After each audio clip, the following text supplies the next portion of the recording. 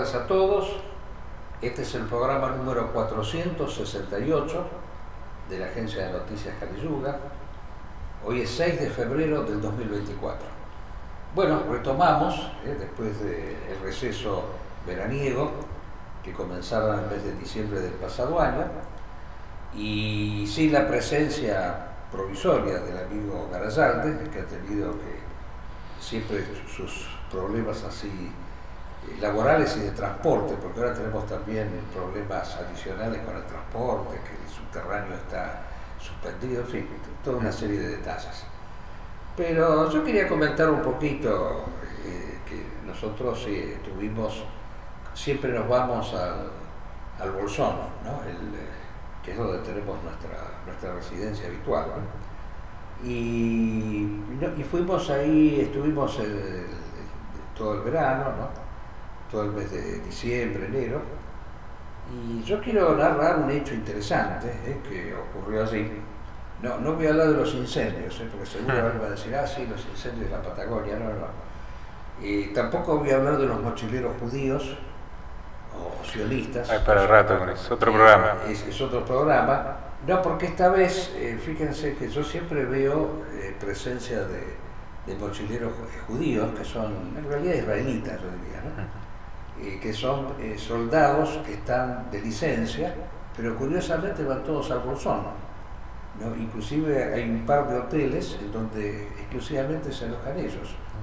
Y yo comenté también en una oportunidad que como ellos van en avión hasta Bariloche, y de Bariloche toman un bus hasta el Bolsón, y resulta ser que hay unos anuncios en castellano y en hebreo. Fíjense ustedes, ¿no? O sea, quiere decir que son muchos, porque claro, para que pongan anuncios en hebreo, si no los pongan, supongamos, en francés o en italiano, o inglés inclusive, ¿no? Eso llama poderosamente la atención. Bueno, porque evidentemente son muchos, pero esta vez no, porque claro, están haciendo la guerra allá en el Medio Oriente, de lo cual después vamos a hablar. Pero eso, ¿sabés de qué quería comentar? Que yo estuve, después de tanto tiempo y tantos desencuentros, me encontré con la viuda de nuestro querido amigo Julián Ramírez, que recordamos a nuestros oyentes. Ramírez falleció justamente en febrero, ¿no? Dentro de pocos días se cumple un aniversario del 2017. Y bueno, yo hablé me vino a ver la viuda del finado Ramírez, le entregué el libro nuestro, ese libro que nosotros editamos, porque todavía no había tenido la oportunidad de hacérselo llegar. Y bueno, tuvimos una ceremonia muy interesante, estaba el amigo Claudio, que había venido también, él la acompañó a ella. Yo no pude ir lamentablemente a Bariloche, pero estuvo ahí en la zona donde fueron lanzadas las cenizas de Ramírez, porque Ramírez, siguiendo la tradición eboliana, y que no es solamente eboliana, sino es una tradición indoeuropea, tradicional, incluso de antiguas civilizaciones, de cremar el cuerpo después del fallecimiento y lanzar las cenizas en determinados lugares paradigmáticos. Y Ramírez, como ébola, había sido un gran andinista en este caso, ébola fue alpinista, y entonces las cenizas fueron lanzadas en determinadas entradas a los principales cerros de Bariloche. Y bueno, Claudio estuvo allí, así que pudo recorrer esos lugares. Pero fue interesante hablar con la mujer de Ramírez, porque yo reconozco que con ella había hablado muy poco, y yo sabía muy vagamente que él me había comentado en algún momento, me lo había comentado casi como, no sé, como una infidencia, porque se ve que era algo que le costaba a veces decirlo, que esta señora era hija de un rabino, o sea que era judía, era de religión judía. Y no solo, yo me pude enterar ahora que no solamente era hijo de un rabino, sino que era hija de un rabino que había estado en el campo de concentración de Auschwitz, que tenía un número tatuado en un brazo. Y bueno, que ella seguía practicando la religión de sus padres. Tal es así que cuando tuvimos un almuerzo ahí en el Bolsón, mi hijo, que es muy religioso, hizo la bendición cristiana, antes de comer, y ella hizo la bendición en religión hebrea, o sea, entonando una serie de locuciones hebraicas. Y bueno, o sea, un hecho interesante, ¿no? Pero esto se asocia también a la circunstancia de que, siendo judía, ella no está para nada con el Estado de Israel. Eso es lo interesante, ¿no? Porque considera, como todos nosotros, y en eso se ve que Ramírez también había puesto su cuota de conocimiento, y considera que el Estado de Israel es una estafa, es una farsa, es una parodia, ¿no? Es un Estado que utiliza la excusa del judaísmo con fines puramente materiales, con fines fundamentalmente seculares, profanos. El concepto de tierra prometida, yo creo que por eso yo considero que la religión judía es una religión tradicional, como el catolicismo, como el islam, como el budismo, como el hinduismo. O sea, todas las grandes religiones tienen algo en común, y que consideran que la vida terrenal es un tránsito exclusivamente, y que nosotros estamos aquí estableciendo un combate para hacer triunfar de nosotros mismos la parte superior sobre la parte inferior de nosotros. O sea, esto, no es una, el maestro Évola solía decir, no es una casualidad que estemos aquí viviendo. Cuando Évola debatía con los existencialistas, con Sartre, por ejemplo, y Sartre también decía que estábamos lanzados a esta vida, pero que había sido como una especie de decisión no elegida. Hemos sido condenados a ser libres, decía el señor Sartre.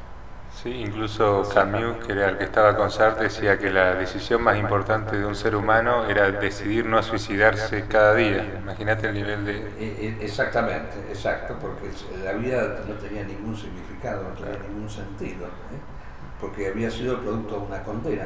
Y bueno, y un autor como Heidegger no está muy lejos cuando dice que somos seres para la muerte. Claro. Porque el hombre es un ser en el mundo. Bueno, la tradición, a diferencia de la modernidad, yo cité estos autores como ejemplos de la modernidad, y considera que estar en la vida no es una cosa casual, sino que hemos elegido estar aquí. Claro. Y que la existencia es en última instancia una prueba, y de ninguna manera puede ser concebida como un fin en sí mismo. O sea, es una prueba por la cual nosotros nos jugamos un destino que es el de alcanzar la eternidad. Y algunos la alcanzan y otros no. No es que haya una inmortalidad democráticamente repartida para todo el mundo. Muchos seres desaparecen, se esfuman en la nada. Pensemos en todos estos sujetos así totalmente, como decía el maestro Évola, la raza del hombre fugaz. Esos sujetos fugaces, que son simples llamaradas, chisporroteadas, que aparecen como luciérnagas y después desaparecen. De esas personas no podemos decir que alcancen propiamente la inmortalidad, porque la inmortalidad, pues yo diría la eternidad, porque hay dos tipos de inmortalidades, o sea, una es la inmortalidad temporal, supongamos que es la que busca la ciencia moderna. Claro. La ciencia moderna, a través de todos los trasplantes, quiere constituir un hombre que no se muera nunca, pero sigue siendo un ser temporal, que es la inmortalidad que tenía Adán antes de la caída. O sea, hay tres instancias. Una es la instancia adámica, que es de un hombre inmortal que se regenera permanentemente, pero que nunca muere, pero que está en el tiempo, está en una instancia de sucesión de momentos. En la duración, en el mundo de la duración, se mantiene siempre dentro de esa dimensión. Exactamente, un tiempo infinito. La eternidad no es un tiempo infinito. La eternidad es una instancia en donde es un presente permanente. No hay pasaje de pasado a futuro, sino que es el mundo del ser propiamente, a diferencia del mundo del devenir. Bueno, ese es el sentido de la existencia, es haber salido de una instancia de inmortalidad adámica, la caída famosa, para ingresar a este tiempo. Por lo cual, volviendo al tema de la viuda de Ramírez, el sionismo, que es un poco una concepción moderna, una degeneración del judaísmo, como que ella misma lo reconocía, reputa la tierra prometida como esta tierra que tenemos aquí, en la cual nosotros estamos. Y piensa, justamente deformando totalmente el mensaje judaico, piensa que, claro, la tierra ha sido hecha para una determinada especie humana, que sería el judío, el sionista, propiamente. Y eso es lo que explica la actual guerra de Gaza. Yo creo que hay que explicarlo en esos términos, ¿no? Y todas las distintas guerras que se han desarrollado en el Medio Oriente. Y ellos piensan que el mundo ha sido creado para los judíos, no para la humanidad. Que el judío es la raza prometida. Ahora bien, simultáneamente a esto, el sionismo ha encontrado, digamos así, ciertas esferas, ciertos ecos propiciadores en lo que ha sido el occidente degenerado. El occidente degenerado justamente ha sido un poco la matriz también del sionismo. Porque fíjense ustedes que yo veo una gran similitud entre la migración de judíos que en realidad no son propiamente semitas, porque esto es interesante aclarar acá, ¿no? Cuando uno habla mal de esta gente, lo acusan de antisemita. Y en realidad estas personas no son semitas, son arios. Fíjense, acá tenemos fotos, ¿no?, donde demostramos que la gran mayoría de los judíos, hay judíos semitas, por supuesto, de la misma manera que hay también judíos africanos, porque el judaísmo es una religión universal, pero los judíos que han ido a instalarse a Israel son europeos principalmente, son arios. De Europa del Este generalmente. Muchos de Europa del Este, incluso más todavía. Hay muchos que hoy en día dicen que uno de los grandes adversarios y enemigos de Israel es el señor Putin o Rusia. Olvidan decir que Rusia ha sido una de las grandes matrices del Estado de Israel, porque le ha aportado aproximadamente 3 millones de habitantes a través de la diáspora de todos los judíos que había en Rusia, que se les permitió instalarse en Israel. Y la mayoría de estas colonias judías que hay allí son judíos rusos, de Europa del Este. Entonces, esto no es semitismo. O sea, esto es una concepción del mundo que utiliza la religión como una excusa de dominio y de sometimiento. En ese sentido está muy buena la frase que citas a veces de este hombre que estaba con Teodoro Herz. No recuerdo esa frase está buena para ilustrar eso que estás diciendo, que se le había prometido una tierra, que no creían en Dios pero tenían una tierra prometida. Dios no existe pero nos prometió un territorio. Claro, es típica, esa frase es la frase típica de alguien que usa la religión como un fin. Y cínicamente, nada más porque hay cinismo. Y lo explicamos en otra oportunidad, que cuando Teodoro Herz, el fundador del sionismo, se reúne con el rey de Italia, y el rey de Italia le dice, pero ¿cómo no era que tenía que venir un Mesías para crear el Estado de Israel? Dice, no, dice, eso se lo dejamos a los religiosos. El nuestro es un movimiento laico, ¿no? Y él agrega también, los valores de Occidente los llevamos al Medio Oriente. Ahora bien, el Occidente, para que se pudiera instalar el Estado de Israel en el Medio Oriente, y yo quiero aclarar también que esta migración de judíos secularizados, fanáticos, que se llevan al mundo por delante, es muy parecida a la inmigración que hubo en los Estados Unidos de cuáqueros y de protestantes y de puritanos. El puritanismo y los cuáqueros eran fanáticos del protestantismo. Y el protestantismo también tenía una concepción bíblica, una concepción apocalíptica, la realidad por la cual se consideraban también el pueblo elegido y no tuvieron ningún escrúpulo en realizar masacres sistemáticas de aborígenes. Si uno va a Estados Unidos no ve pieles rojas, en cambio yo siempre he dicho, el piel roja, que era el hombre arquetípico, el aborigen arquetípico del norte, no existe más, no hay pieles rojas en los Estados Unidos. En cambio acá, en América Hispánica, hay que decirlo, están los indios, los morenos. De paso yo comento, ¿no?, que tenemos en el foro una descendiente de aborigen boliana, que es la pintora, la eximia pintora Mafe Sucerque, que se llama, que es de origen aborigen y al mismo tiempo eboliana, y que ha hecho un cuadro estupendo de ébola, que nosotros vamos a tratar de exhibir. Y también me hizo un retrato, ¿no? Muy bueno el retrato. Sí, la verdad que tengo que reconocer que está demasiado bueno, ¿no? Yo me veo demasiado bien. Bueno, y entonces decíamos que este fanatismo secularizado fue impulsado por los mismos países de Occidente. Y aparte que las cosas fueron hechas planificadamente, porque ¿de qué modo el Estado de Israel logró implantarse en el Medio Oriente? Hubo algo fundamental, la presencia en el mundo islámico de un nefasto personaje que fue el gran destructor del Imperio Otomano, que fue Kemal Atatürk, que fue un laico. El laicismo de los pueblos árabes y musulmanes fue lo que produjo el Estado de Israel.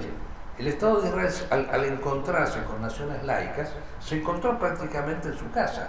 No tuvo como ahora, que esto es lo importante, porque ahora tenemos un fenómeno muy importante que es el fundamentalismo, que apareció primero a través del Estado Islámico, de Al-Qaeda, y ahora aparece con Hamas.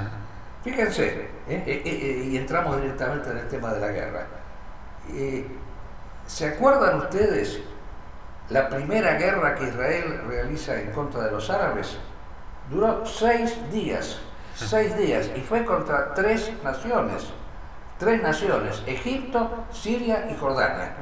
Y en 6 días la liquidó esa guerra. Y todavía se recuerda que los soldados egipcios que estaban ahí en el desierto de Sinaí se salieron corriendo y tiraban sus botas, porque corrían descalzos, corrían más rápido. Se recuerda, hasta había esa burla en ese entonces.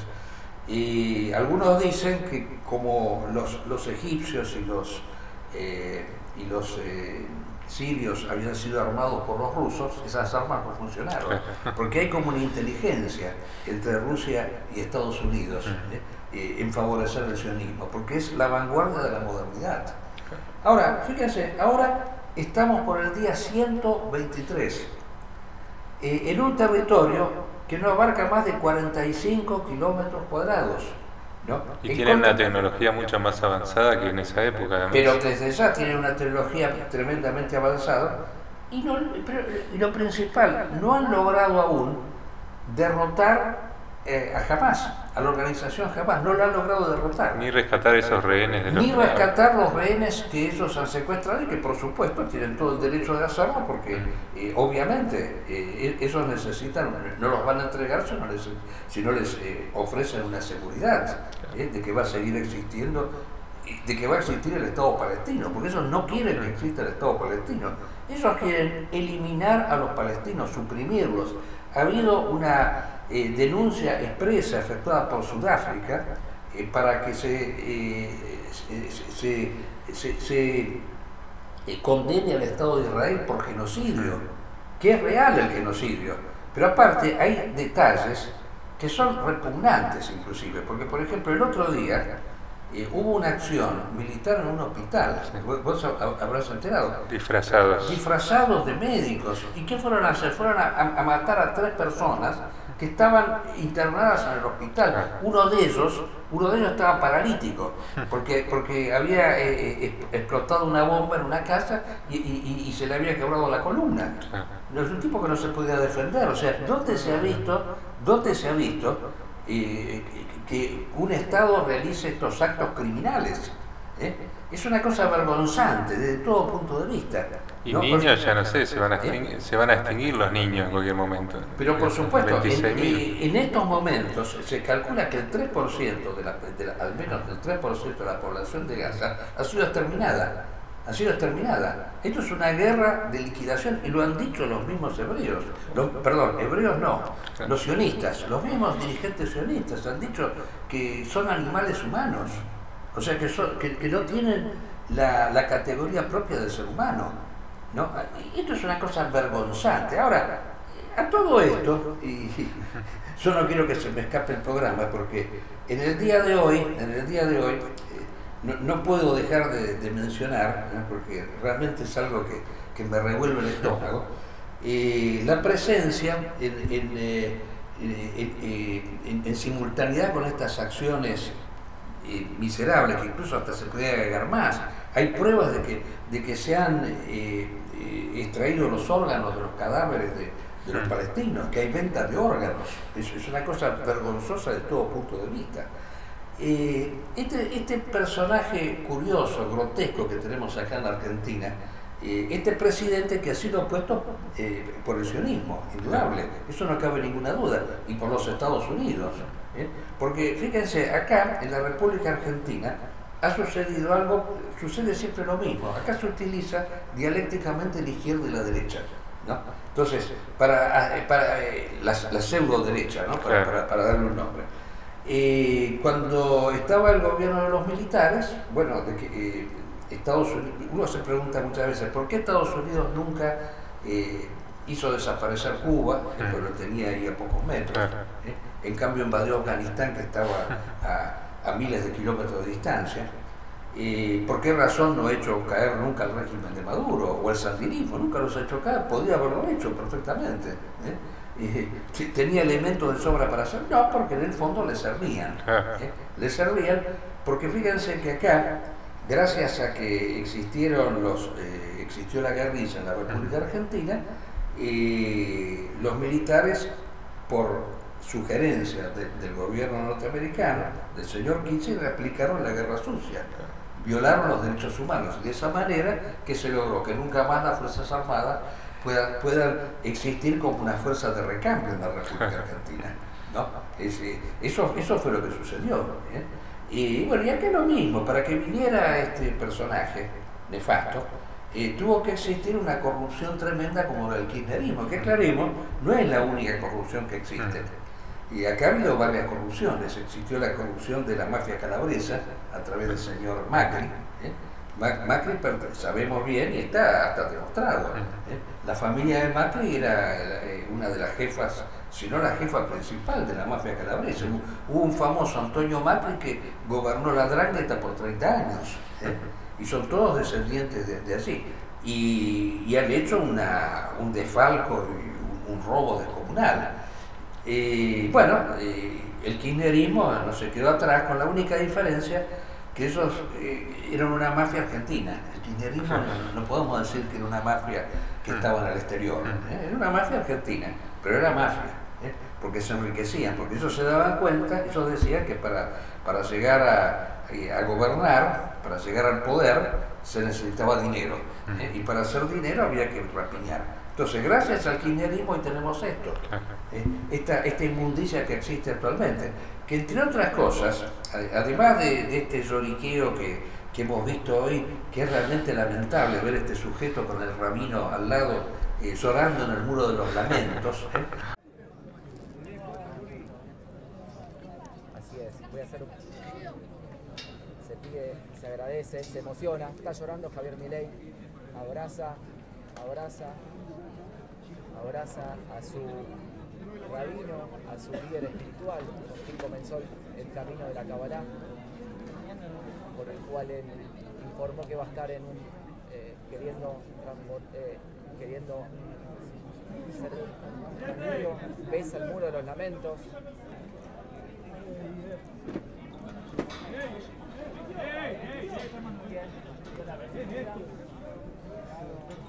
Que de ninguna manera una vocación religiosa tiene que ver con el llanto. Al contrario, Dios genera alegría, genera estados de ánimo de beatitud, y no de llanto y de desesperación, como hacían estos dos tipos ahí frente al muro de los lamentos. Iban a llorar así desesperadamente. Yo creo que él llora porque evidentemente las cosas no le están yendo bien en la República Argentina, por más que haya realizado varios actos de coima, porque él mismo lo reconoció, que los diputados que han votado por sus leyes son todos unos coimeros. Hay gente que recibe dinero a cambio, no es ninguna novedad, lo dijo él mismo. Y fíjense que para llevar a cabo los planes del sionismo, que como dice Teodoro Herz en su obra, constan de dos fines principales, uno crear Palestina y otro crear el Estado sionista en la República Argentina, el famoso Andinia. Para hacer eso, bueno, hay que hacer desaparecer el Estado argentino. Bueno, esa es la gran bandera que levanta este personaje, este señor Milei, el anarquismo, que no haya más Estado, que los vecinos cobren las tasas ellos mismos, que el peaje, que tengan su propia policía, en fin, el Estado desaparece. Sí. Pero además de eso, porque esto no es inmediato, hay una famosa ley de tierras que es algo que podemos decir que fue, digamos, producida por un estado de necesidad, porque el señor Menem, que entre paréntesis, nosotros fuimos los primeros que hicimos notar el origen judaico que tenía el apellido Menem, Menehem. El señor Menem había suprimido una ley anterior de tierra por la cual un extranjero no podía ocupar más de una cierta cantidad de territorios en zonas de frontera. Yo mismo tengo que recordarlo, porque yo soy de origen extranjero, yo soy naturalizado. Cuando en un determinado momento compré una tierra en una zona limítrofe, tuve que hacer unos trámites tremendos, y era una cosa pequeña, no llegaba a ser una hectárea ni siquiera. Bueno, el señor Benetton, que quiere decir Ben-Eton, hijo de Ben, en hebreo, compró cerca de 1 millón de hectáreas. Lewis, un montón de multimillonarios. El del lago, sí, el del lago, sí, pero hay mucho más. Turner, está repleto de multimillonarios en la Patagonia. Y bueno, se puso ante este desastre que era la pérdida de soberanía, el señor, bajo el kirchnerismo por lo menos, se puso una ley que limitaba estas adquisiciones de tierras. Bueno, este sujeto la acaba de derogar porque lógicamente para crear el Israel del Sur hay que favorecer la compra de tierras judías. O sea, esos mochileros que decíamos nosotros al comienzo del programa, bueno, ellos antes no podían comprar tierra, pero ahora con esta nueva ley pueden comprarla, porque en la Patagonia las tierras son baratas todavía. Bueno, hubo un juez, yo quiero llegar a esto, hubo un juez patriótico que vetó este decreto de necesidad de urgencia, porque este sujeto nefasto, para confundir, no es que haya sacado ese decreto solo, sacó varios, entre otras cosas, por ejemplo, privatizar los clubes de fútbol. Mira qué urgencia puede tener privatizar los clubes de fútbol, una cosa de cotolengo directamente. Pero detrás de eso estaba esta ley, que era fundamental. Y bueno, tuvimos este juez que tuvo las agallas de vetar esta ley por antipatriótica. Justamente la cautelar fue impulsada por el Centro de Excombatientes de Malvinas. Y ahora, como este juez era de feria, cuando vuelve el juez original, anula esta disposición, alegando que el Centro de Combatientes de Malvinas no tiene legitimidad como para poder hacer ese pedido, ya que no son propietarios de la tierra. Es una cosa ridícula, porque cuando está en juego la soberanía nacional, cualquier argentino tiene derecho de reclamar, cualquiera de nosotros, si la Constitución obliga a la persona a defender a la patria. Es una cosa elementalísima eso, es ridículo. Bueno, lamentablemente no tenemos mucho tiempo más, prácticamente se nos ha escapado el programa. Y bueno, tengan en cuenta que estuvimos un mes sin decir nada, todos los meses. Muchas cosas. A vos tenés que hablar poco, no sé, ¿querés agregar algo acá? No, claramente esto de los mochileros que decís es una preparación, porque teniendo tantos lugares en Europa, en el Oriente, vienen a un lugar tan lejano y inhóspito incluso, ¿no? Que es la Patagonia. Obvio, por eso decíamos al comienzo inclusive, todos estos son europeos en su mayoría, y Europa les tendría, como dijo Ahmadinejad, el líder iraní en su momento, y Europa tendría que haberles dejado un pedazo de un territorio para que se instalaran los judíos si realmente tenían necesidad de crear un Estado. Claro. No había ninguna necesidad, además que no son semitas, eso es lo principal, son europeos en su gran mayoría, no son semitas. Ni askenazis, ni los sefaradí, o sea, No, son askenazis, pero no son sefaraditas. Claro. Los sefaraditas son en su gran mayoría semitas, pero son minoría ahí en Israel.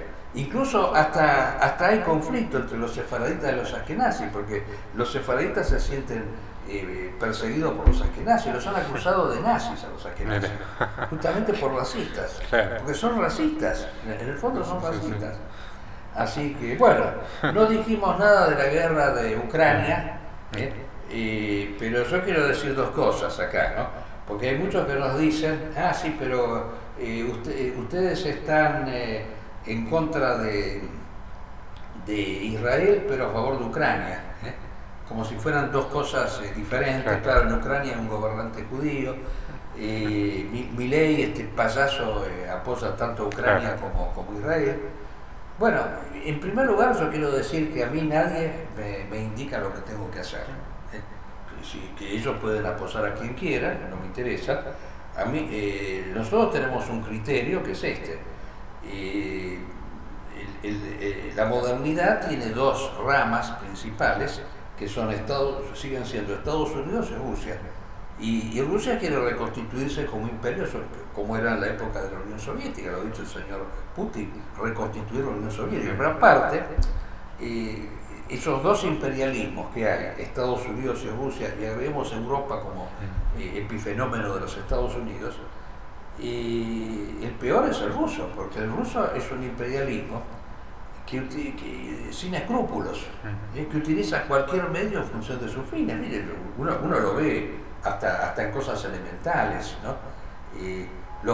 Rusia ha financiado tanto a grupos de derecha, como podrían haber sido Le Pen, que está hasta demostrado que el tipo salió de una reunión con una valija de aluminio repleta de dinero, y como la izquierda con Maduro, por ejemplo. O sea, no es que ellos tengan una ideología, ellos están al servicio de sus intereses y utilizan las ideologías de la misma manera que Estados Unidos, como dijimos antes, utilizó la izquierda y la derecha de acuerdo a sus conveniencias. O sea, son dos imperialismos de los cuales Rusia es el peor, porque en Rusia al opositor se lo tira por el 10º piso. Claro, se lo envenena. O se lo envenena con Polonia. Así que si tenemos que optar, vamos a optar por el mal menor. Bueno, habría más que decir, pero interesante. Vamos a tener más programas para ahondar en estos temas. Hasta el próximo programa, si Dios quiere.